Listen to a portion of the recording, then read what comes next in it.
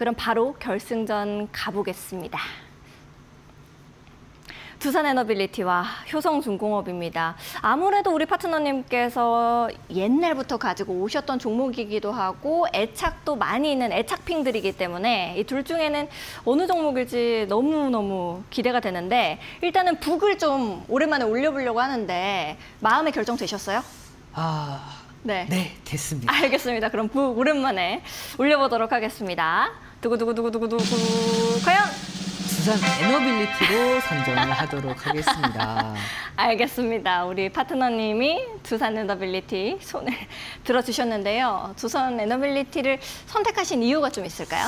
네, 물론입니다. 특히 두산에너빌리티의 경우에는 우리가 제가 앞서서 한번 말씀드렸어요. 굉장히 이제 시장이 크게 조정을 네. 받아줄 때 대부분의 종목들이 하락하는 게 정상입니다. 그러면 그 하락하는 과정에서 우리가 좀 가장 현명하게 대응할 수 있는 방법 중에 하나는 그동안에 올랐던 종목들에 대한 좀 차익 실현 혹은 중요 라인대를 이탈했던 종목들이 추가 하락을 염두에 두고 좀 더 현금 확보를 해놓는 상황에서 대부분의 종목들이 하락하기 때문에 정말 좋은 종목도 가격적인 메리트를 주는 경우가 굉장히 많아요. 특히 이 두산에너빌리티의 경우는 여러분들께 말씀드리고 싶은 부분이 좀 많은데요. 앞서서 말씀드렸던 트럼프 행정부에서 30년까지 대형 원전 10기를 착공할 계획이고 여기에 따른 수제를 이제 따낼 가능성이 굉장히 높은 상황에서 글로벌 빅테크 기업들이 AI 산업 확대에 따른 전력 수요를 좀 감당하기 위해서 SMR이죠. 소형 모듈 원전에 대한 투자를 꾸준하게 증가시키고 있는데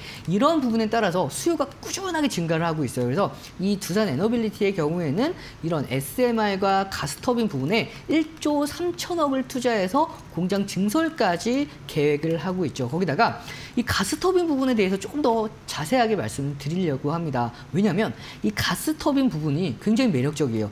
특히 가스터빈을 생산할 수 있는 가스터빈은 왜 중요하냐면 이 AI 데이터 센터를 개발할 때 이제 가장 필요한 부분 중에 하나가 이 가스터빈이라고 보시면 되는데 이 가스터빈을 생산할 수 있는 나라가 5개 국가밖에 안 돼요. 그 중에서 대형 H클래스를 생산할 수 있는 기업은 딱 4곳밖에 없습니다. 그래서 그 중에 2기업이 이미 초과 수요가 넘쳐나고 있는 상황이다 보니까 이 수주가 두산에너빌리티까지 계속해서 넘어오고 있는 상황이다 보니까 앞으로에 대한 전반적인 상승세 거기다가 이 종목이 특히 해상풍력 쪽으로는 터빈 부분에 독보적인 기술력을 보유하고 있어요. 그래서 올해 9월에 이제 해상풍력 관련한 법안 초안을 이제 발표할 예정이다 보니까 이런 전반적인 흐름에 따라서 좀 더 부각을 받을 수 있는 상황입니다. 다만 우리가 시장을 무시할 수는 없어요. 그래서 시장 자체가 이미 제가 어제 여러분들께 많이 빠진다 하더라도 3,100선을 이탈하지 않을 가능성이 높습니다. 말씀드렸는데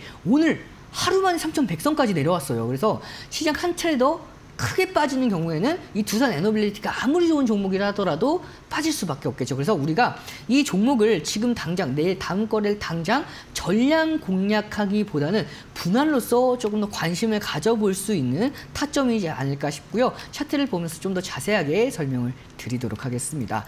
자, 보시면 2025년도 4월부터 가파른 상승세가 이어왔던 이 두산에너빌리티. 제가 이 종목 최근에는 상승 추세보다는 비추세권 박스권의 흐름을 보여주고 있다라고 말씀을 드렸는데 이게 저점과 저점을 올리고 고점을 낮추는 이 수렴 형태를 띠고 있다라고 보고 있어요. 자, 그래서 2025년도 6월달 저점과 저점 쭉 올리고 고점과 고점을 쭉 내리는 이런 상황에서 이 수렴 형태의 오늘 저점을 소폭 훼손을 시켰습니다. 하지만 그럼에도 불구하고 중요 지지 라인대인 59,000원 라인대를 아직까지는 지켜주고 있어요. 따라서 추가적인 하락이 이어진다 하더라도 큰 하락은 제한될 가능성이 굉장히 높기 때문에 앞으로의 점진적인 상승 흐름 기대해 보면서 우리가 분할로서 관심을 가져볼 필요가 있다고 말씀드렸죠. 그래서 이 종목을 처음 공략했을 때 제가 오늘의 관점은 매수가, 목표가, 손절가에 대한 기준들을 잡아드리겠지만 추가 매수가까지도 여러분들 염두에 두실 수가 있는 종목이다라고 말씀을 드리고 싶고요.